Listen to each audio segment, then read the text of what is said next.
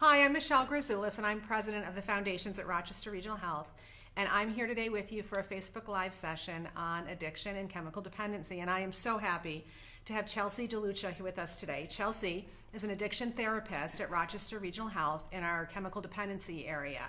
And I want to welcome you, for being here. It's really important. It's a very important topic, and Absolutely. I'm glad we're here to talk about it. As always, I want to invite the audience to ask questions. So if you have a question that you'd like to ask Chelsea, just type it in and submit it, and we'll pause periodically and answer your questions. So I always like to start with this. Why'd you become a therapist? For me, there's a few different reasons. I've always been extremely interested in just humans and human behavior. Yeah. I've been really passionate about making sure I'm there for my friends when they need me. And so I knew that I wanted to do something that would give back somehow. I have a best friend of mine who is in recovery from heroin. So her story really inspired me to want to give back, be a part of the recovery community, and just provide a safe space for somebody to share their story, learn about themselves, and have me be a part of that process with them. How long have you been doing it? Coming up on 5 years. It'll be 5 years in March. Okay. Yeah. So just take a moment and share with the listeners. For you, what did you study in school? And you're a licensed social worker. Yes. So Yep. just talk for a second about that, Sure. so people understand kind of your path to where you are today. Absolutely. I did my undergraduate work at SUNY Albany. I graduated from SUNY Albany with a bachelor's in science, so my focus was women's studies and sociology. From there, I transferred home to go to Roberts Wesleyan to take their 2-year master's in social work program. Graduated from there with a concentration in mental health. And my second year, it was interesting. My second year, I actually did my internship at Unity. Did you really? Chemical dependency, yes. And started working there right off my internship and been there ever since. So, That's amazing. Yeah. Thank you for the work you do. I Thank you. I know that sounds trite, but the reality is I am in awe of the work that so many people that work across our system do, in particular in the chemical dependency, behavioral health space. Right. It's truly a calling, and so I appreciate the work you do. Thank you. Okay, so let's talk about addiction. So let's just, for the listener, start with a really high-level definition of what really is addiction. How would you define it, and how would you identify it? Sure. So when I think of addiction, I think of two mainly large components. One being addiction as a brain disease. So when we look at somebody using chemicals, whether that be drugs or alcohol, once those enter the system, it alters the way in which the brain receives messages and feels pleasure. So the pleasure system is now disrupted. Kind of taking that aspect and going into the second piece that I look at as addiction as a family disease. So once the brain chemical or the brain component, has changed, compulsive behaviors are added with that. And so oftentimes we see individuals struggling with an addiction engaging in those compulsive behaviors despite what those consequences are, whether that be a physical consequence, emotional consequence, mental or physical. So the brain triggers kind of that response in the behavior despite what's happening around that individual specifically. I would imagine that because of the complexity of that, sort of the two tracks that you just described, treating it probably is such a layered kind of process to get at some of the underlying behavioral health issues that drive addiction, right? Absolutely. Yeah. There's multiple components to what treatment looks like, so it's not just a black and white thing where there's one track specifically that quote unquote cures this. It's an ongoing thing with different models of therapy, different ways that people share their stories or receive skills. There's an endless amount of skills that people use to really cope with what they're experiencing. And I know we're going to talk later about the breadth of services at RH, and I think that goes to the point of that people need to be treated differently based on what they're struggling with. And so I think we're doing some great work in that space. Sure, So you as a therapist, obviously working with somebody can identify addiction, but what advice would you give to, or how would you, I guess, provide insight to somebody listening who says, I wonder if I think I have somebody that I know that has an addiction issue. What are ways to sort of spot for or see that in an individual? Sure. I think what's really important is just being aware of changes in the individual. So that could be anywhere from a change in physical appearance, a drastic change, whether it be weight loss, weight gain, change in the way in which someone dresses, but also the behaviors that you're noticing, so behaviors that might be lacking. For example, if somebody who often has conversations with people, is engaged with their family members or friends, all of a sudden they're withdrawing from that, isolating more, maybe not returning phone calls as much, mood fluctuations, stuff like that. Anything that seems to be out of the ordinary for an individual, I always say trust your gut. Don't ignore those warning signs. Changes in social environment, if there's a change in friendship group and that's impacting how an individual, whether it be an adolescent or an adult, is acting at home. Changes in jobs or anything like that. Okay. So one of the stats that we have to share with the listeners today is that I think the number is greater than over 20 million people over the age of 12 have some sort of an addiction, excluding tobacco. Thoughts for us as a therapist about why that is so high and what you're seeing? I know you're involved in some other groups in the community as well. Is that sort of trending consistently upwards? Definitely noticing a trend in terms of the numbers rising. I have my thoughts in just kind of a bunch of reasons of what's contributing to that. First and foremost, I think it's important when we talk about addiction as a brain disease, looking at that genetic component. So is somebody predisposed to the gene of addiction? With that being said, kind of going into the environmental influence. So for an example, looking at somebody who grew up in a household where a parent, sibling, significant other, whomever it is struggling with an addiction, environmental influences can influence choices or behaviors from there. And then that can also mean for the pre-adolescent, the adolescent, high school, even college, what's their social environment look like? We talk about that peer pressure. That's a very real thing. We hear about it all the time. So starting to see more and more in the schools at younger ages. I mean, you said the age of 12. Yeah, I know, that's really young. So. That's really young. Absolutely. Yeah, that's scary. Yeah. So what are the first steps that you engage when you're treating somebody? Sort of, let's walk the listener through. What's kind of the normal thing that you would go through and do? Give people a perspective on how you take care of people. Sure. So how it looks in outpatient is an individual coming in for treatment with chemical dependency services. They go through what we call an evaluation. So they meet with an evaluator. From there, the evaluation team will determine kind of what track or what route somebody will go.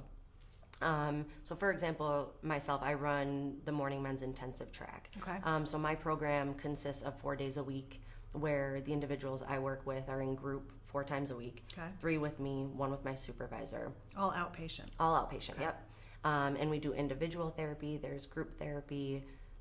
My groups consist of processing emotions, education, and we also have specialty groups that look at, ways to regulate emotions. We focus on that. We focus on thought patterns, the relapse process, how to identify the relapse process prior to a relapse occurring or the use of a relapse occurring. Yeah. But it's a collaborative effort, so we have medical staff involved in the treatment. We have team members. I mean, it's definitely a team effort. Yeah, of course. We have our team that we review things with. We get different ideas, alternative perspectives, and really treating the client who's sitting in front of us, the individual sitting in front of us with what they're presenting. Because as much as stories look similar and can sound similar, we're still treating individuals. Absolutely. So that can look different for everybody and what they need in those moments.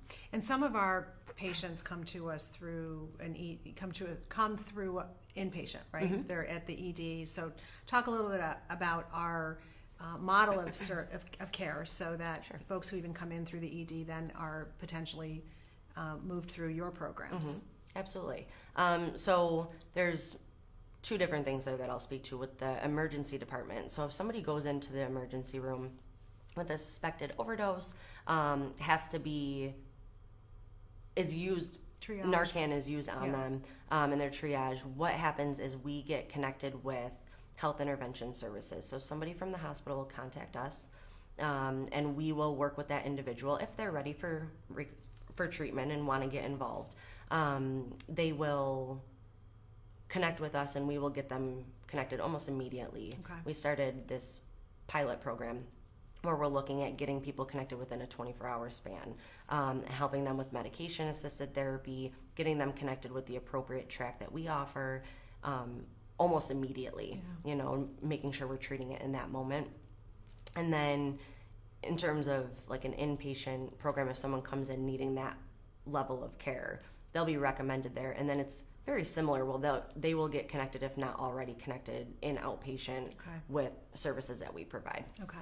I'm going to pause for a second and reintroduce you and also see if there's any questions. So I'm here today with Chelsea DeLucia. Chelsea is a addiction therapist in the chemical dependency area of Rochester Regional Health, and we're happy to have her here talking about addiction. And Phil, I just want to check with you any questions that have come in. How would someone know the difference between having a beer at night versus, they turn it into a habit that's every week? Or When does it become an issue? When does it become an issue?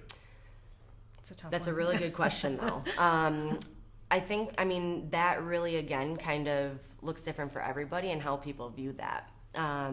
So it goes back to what we were originally talking about with those consequences. So are we using despite consequences that we're recognizing within our life? So are we finding that certain use, whether it's once a week or whatever that looks like, is disruptive to our daily routine? Is it disrupting family relationships? Is it causing tension or conflict in family relationships with significant others, if you're a parent with children, whatever that looks like?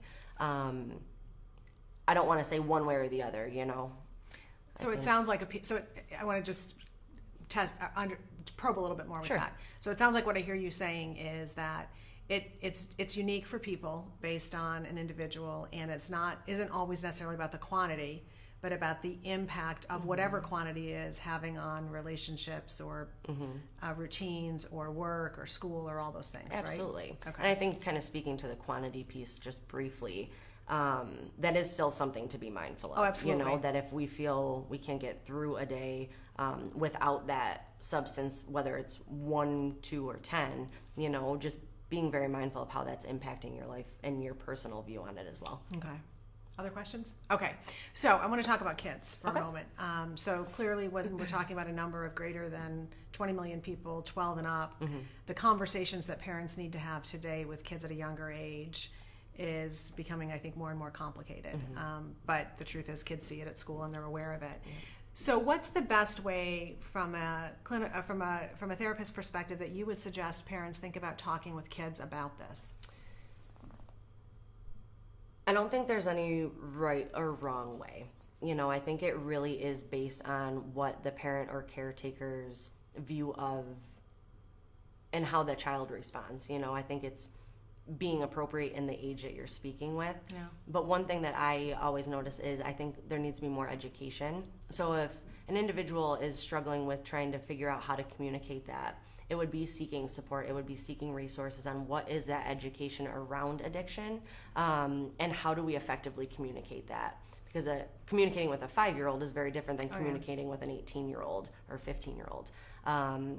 So I think the family education piece is going to be really important for that, but also working collaboratively, with people.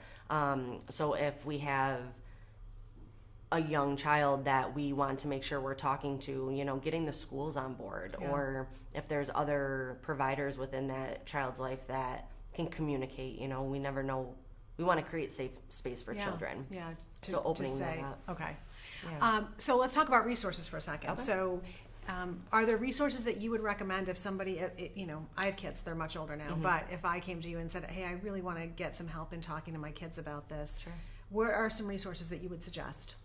So I know that in the community for family wanting to get involved with the recovery community or learning about addiction, there's many programs. But the main ones that I always really encourage families to get involved with would be Al-Anon and Nar-Anon. There's also Smart Recovery, which provides skill-based groups for family members and individuals that are in recovery and or struggling. So getting the education piece that way, I think is really important, and bouncing ideas off of different parents or different family members who have seen somebody struggle with addiction or want to just learn more. I mean, Al-Anon and Nar-Anon meetings are open. So it's Al-Anon, Nar-Anon. Nar-Anon. What was the Can you spell that? Yep. So Al-Anon is AL-NO. Yeah, A-N-O-N. And Naranon is N-A-R dash. A-N-O-N. Yes. Takes two of us to do Yep. it. And then the Smart third- Recovery. Smart Recovery. Yep. Okay, I've not heard that one before. Yeah. Can someone just Google Smart Recovery and that's, okay. Absolutely. Okay. Yep. That's great. We also have a question, do we have a detox program? We do. Do you want me to speak to that? Of course, Okay. please do. So we offer an outpatient detox in chemical dependency at the Grease site. So our outpatient detox program consists of medical staff that assist people to medically detox from their substance that they're using. It's a 10-day program. So you come, you get triage, make sure you're appropriate for a detox, and then you begin the process with a start date. You come in every single day to talk to nurses and other medical staff working on relapse prevention planning, and then getting connected in outpatient following the detox. So we have outpatient detox and inpatient detox too, correct? Yep, so our inpatient program is a 14-day program. We have 40 beds, and it's right on the Grease site, right in the chemical dependency building. So, And our programs, I'm going to digress for a quick second too, Sure. and then you work in the men's program, but we also have a separate women's program as well. absolutely. And then we have what's the age at which the men's programs start? So typically 18 and up. Yeah. And we also have an adolescent program. So I wanted to make sure I called that out. Yes. Yeah, okay. Yeah, so mostly we see 18 and up in the adult program. And then the adolescents would be from there. Okay.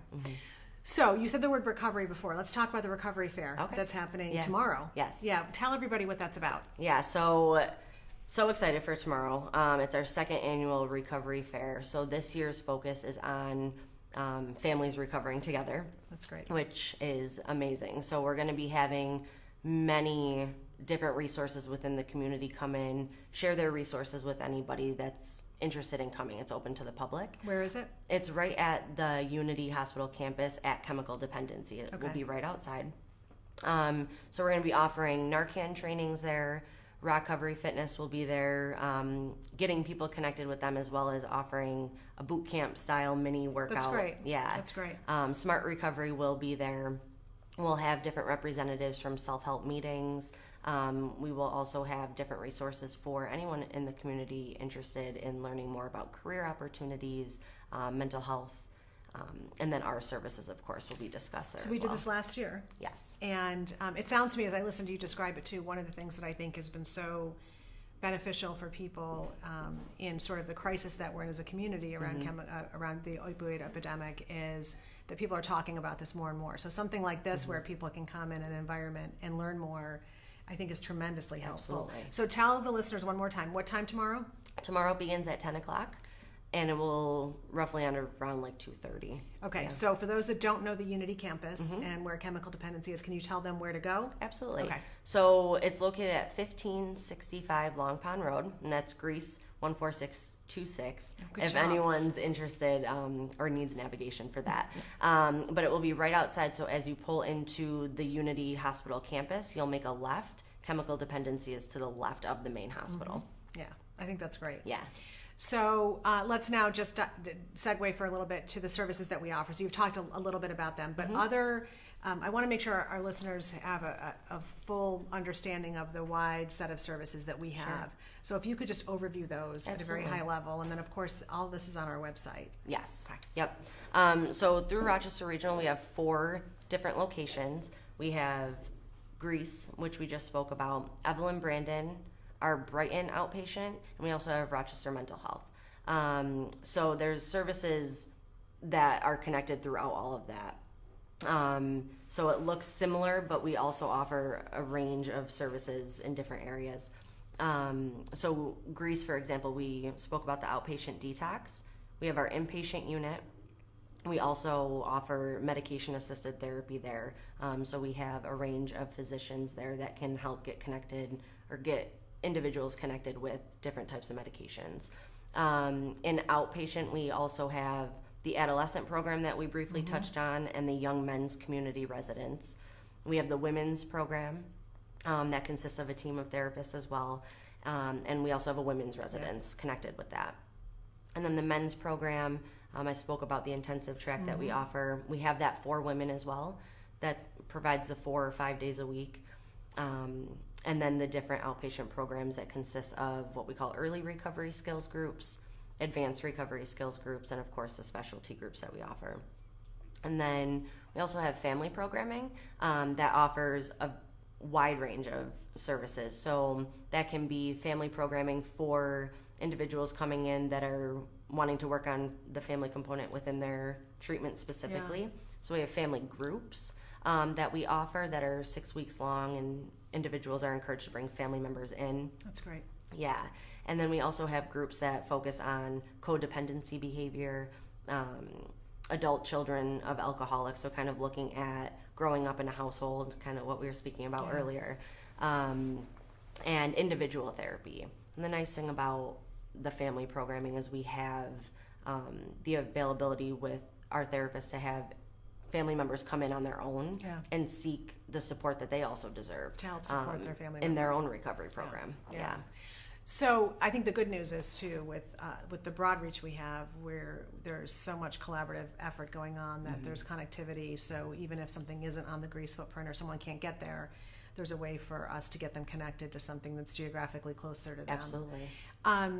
Okay, so walk-in access, I want to talk about that because I Yep. think that's tremendously Yes. exciting, and as a community I think it's fantastic that we're bringing this level of walk-in access for behavioral health and chemical dependency. So please share with everybody what I'm talking about. Yeah, so this is awesome too. So Monday through Friday at all of our locations, we offer walk-in access from 8 to 3. So an individual can walk in looking for treatment, and we provide those services right there, being able to treat that when somebody's ready, which is amazing. Yeah. We also offer walk-in access at Clifton Springs, and that it takes place on Wednesdays and Thursdays from 8 to noon. That's great. And I know that the mental health providers also provide open access. At this time, I do not have that information, but that can be found on the website as well. Absolutely. And everything that you described in terms of the sort of footprint of care, those are the resources that are going to be at the recovery fair, right? Talking about that. So if someone wants information, Yes. if someone can't get to the recovery fair but is really interested, what's the quickest way for someone to get connected to us so that they can say, I need help, or a family member needs help, Right. what do I do? So we have our main central scheduling line. So if somebody's interested who may not be able to come in right away, it's 585-922-9900. Okay. So Say it they one more can time. 585-922-9900. Great. So you can call that, schedule an evaluation from there. Perfect. But with the open access, I mean, even without that, I would encourage people, come in, ask questions. You know, there's always somebody available, whether that be a front end staff just answering a quick question, or getting somebody connected with the appropriate person, whether it be a supervisor, myself, medical staff, whomever that is, just to answer any questions. We're open for whatever anyone needs. That's So, great. Yeah. Okay, so before we wrap it up, is there anything, and I know we could talk for hours about this, Yeah. but we have a very short window of time with our listeners today. Phil, any questions before I? Yeah, you have a couple. Okay. People who have loved ones and family members that are suffering from addiction and don't necessarily realize it, or they don't know that they don't realize that they're addicted themselves. How do you talk to them about it? I always encourage people to just be honest about how they're feeling. So it's, for me at least, I can only speak from my own personal experience. I never want to be accused of something. I never want anyone to point the finger at me, but rather responding well to somebody saying, you know, I'm noticing this and I have these concerns. I want to be that place for you to come if anything's going on. So opening it up that way, I think is always really beneficial, but seeking support for yourself as well, to be able to talk about the impact of what you're seeing and how it's impacting you individually. So the resources like Al-Anon or Nar-Anon, those are for people who have somebody who's in recovery, or could someone who says, hey, I really think I'm impacted by somebody in my family who has an addiction issue, but they don't even know they have it. Can I still reach out? Absolutely. Okay, That's I think that's good clarification. strongly encouraged, yes. Okay, so it's Yeah. not just if someone in your family is in recovery, you could reach out and say, I need help. Absolutely. Okay, Yeah. okay. Al-Anon and Nar-Anon really focus heavily on wanting to allow the family to recover themselves. Okay. You know, so their loved one may be in active use. They may not have seen their loved one for who knows, you know, but that's their support network Exactly. and where they can get Because support the as well. impact of what they've done is residual, and so they need some help. Absolutely. Okay. Yes. Phil, other questions? Is there programming related to CD and MH? Mental health? Chemical That's- dependency, mental health? Yeah. So we focus heavily on the connection between chemical dependency and mental health. That is so important to connect. I mean, they're directly correlated. Absolutely. So it's often that we're encouraging people to seek mental health treatment as well. We'll still focus on the symptoms, of course, you know, the anxiety, the depression. We do look at that co-occurring piece of it, you know, with the mental health and the addiction, and how we're feeling mentally and emotionally impacts those behaviors that we were talking about earlier with the substance use. Yeah, so I think that the other thing that you answered mentioned that, is that, yeah, absolutely, the walk-in access too. I think there's triaging for mental health. Yes. At the same Yep. time, there's triage decision making for chemical dependency, Correct. which is great. Absolutely. Is there anything I didn't ask you that you say, I'm bursting to say this to the listener today or share? Because I know we could talk for hours about it, but anything I missed? Absolutely.